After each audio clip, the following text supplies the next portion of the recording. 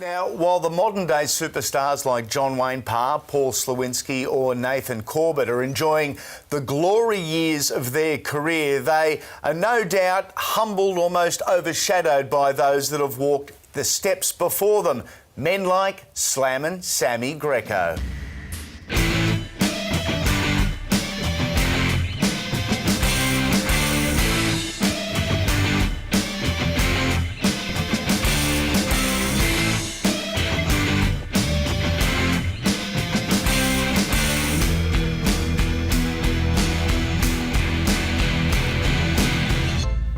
When you think of iconic Melbourne landmarks, you think of the MCG, the Victoria Market, and just around the corner from the Victoria Market, Don Camillo's, owned by one of the greats. And when I say greats, I'm talking what Gary Ablett has been to the AFL, what Wally Lewis is to rugby, Sam Greco is to kickboxing, and has been one of the greats of the sport.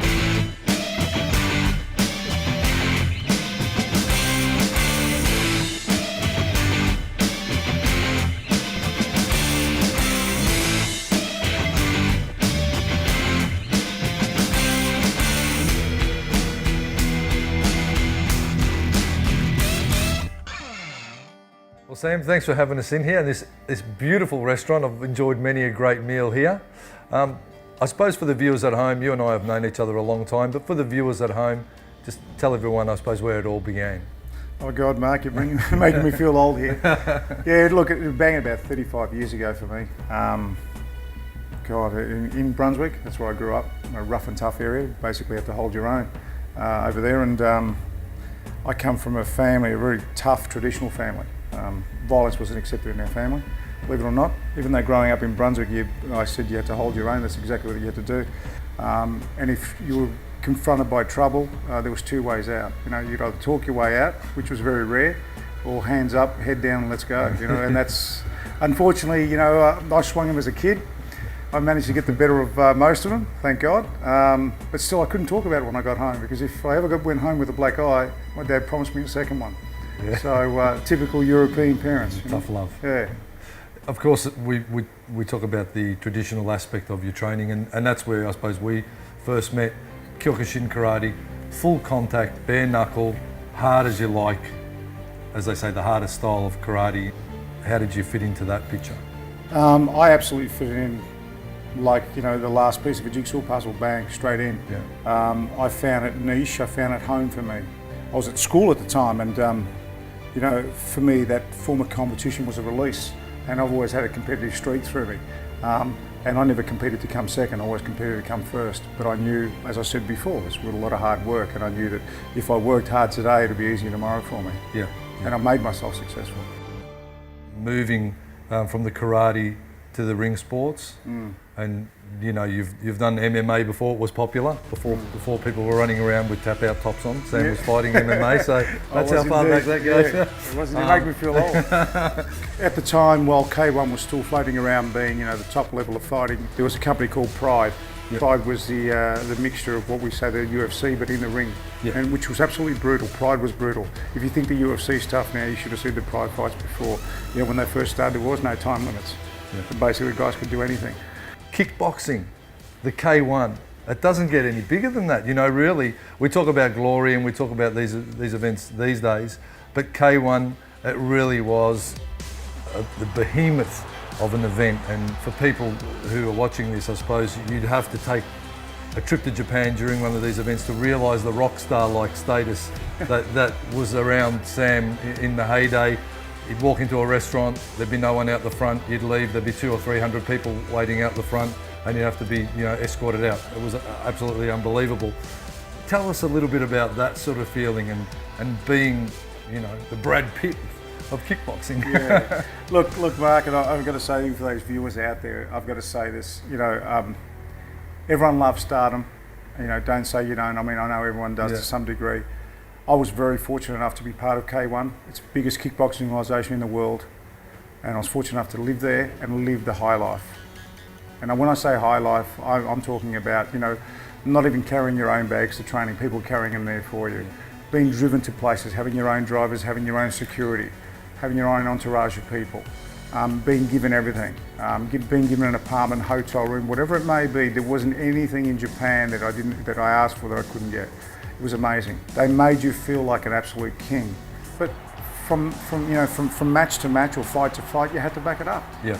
You know, they were prepared. The Japanese were prepared to make you feel like the Brad Pitt of the world if you wanted to. But on the same token, you had to be winning and you had to be a marketable product. Some of my best fights in my earlier days. Yeah. My second fight in Japan was against Peter Ertz, the reigning world champion. Yeah. I mean, I didn't know who Peter Ertz was until I stepped in the ring. You know, found out he's a world champion. But hey, you know, I had nothing to lose, everything to gain. And that fight there, you know, I went the distance with Peter Ertz. People had written me off because of the fact that I'd come from a karate background with no kickboxing experience. Yeah. But I took Peter to the distance, you know, with no experience. Peter dropped me with body shots, you know, second and third round. But what made me famous that day was when I got back on my feet and I kept punching on. Yeah. You know, I wasn't going to be defeated. Yeah. I knew who I was and what I was worth. And that fight stipulated and made me, believe it or not. Overseas career highlights, toughest opponents, fondest memories, best battles, if you had to sum it up. Well, look, toughest opponents, you know, I often get asked this question. Toughest opponents, I'd like to say everyone's been a tough opponent to a certain degree. Everyone has, you know, their strengths and weaknesses. But if I've got to be put on the spot and pick a few, my toughest opponent would have to be my great friend Andy Hug would be one of them. Yep. You know, Andy Hug and I we trained together non-stop. But when we stepped in that ring, we're like, you know, two beasts, you know, fighting it out against each other.